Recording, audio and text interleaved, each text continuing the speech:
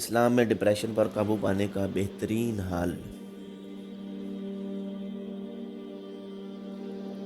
آئیے اسلام کی نظر میں ڈپریشن کو دیکھتے ہیں۔ سب سے پہلی بات کہ ایک مومن کبھی ڈپریس اللہ کی رحمت سے نا امید و نامایوس نہیں ہوتا، کیونکہ اللہ کی رحمت سے تو مایوس کافر لوگ ہی ہوتے ہیں، جبکہ مومن کا معاملہ ہی الگ ہوتا ہے، جیسا کہ حدیث نبوی صلی اللہ علیہ وسلم میں ہے۔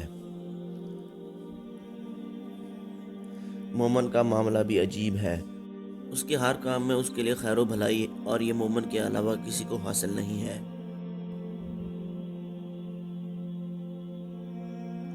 اگر اسے آسودگی خوشحالی حاصل ہو تو اللہ کا شکر ادا کرتا ہے، یہ بھی اس کے لیے خیر ہے، اور اگر اسے تکلیف پہنچے تو صبر کرتا ہے، یہ بھی اس کے لیے بہتر ہے۔ جب ماضی و مستقبل کے غموں کا دورہ ہو، زندگی غموں میں لپٹی دکھائی دے اور کوئی راہ فرار بھی نہ ملے، تو یہ وہ مقام ہے جب بندہ اللہ کا شکر ان انعامات پر کرے تو اللہ حوصلہ بھی عطا کرتے ہیں اور مزید عطا کرنے کی نوید بھی دیتے ہیں، جیسا کہ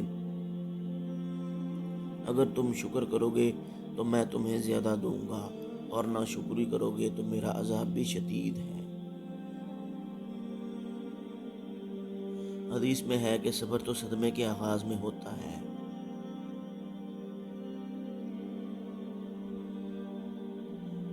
کوئی بھی تکلیف ملے تو بجائے اس پہ واویلا کرنے کے ہمیں خاموشی اختیار کرنی چاہیے، اور کسی بھی منفی سوچ کو اپنے پاس پھٹکنے بھی نہیں دینا چاہیے۔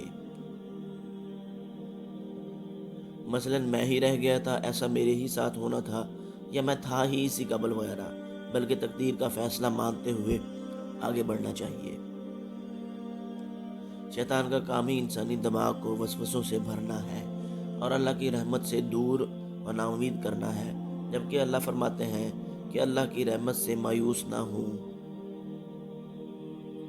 جب انسان کی روحانی طاقت کمزور پڑتی ہے تو شیطان کا وار اور بھی آسان ہو جاتا ہے، وہ ہمیں ہر طرف سے خوف و نا امیدی میں مبتلا کرنے کی کوشش کرتا ہے، جبکہ اللہ فرماتے ہیں، کیا اللہ اپنے بندوں کے لیے کافی نہیں؟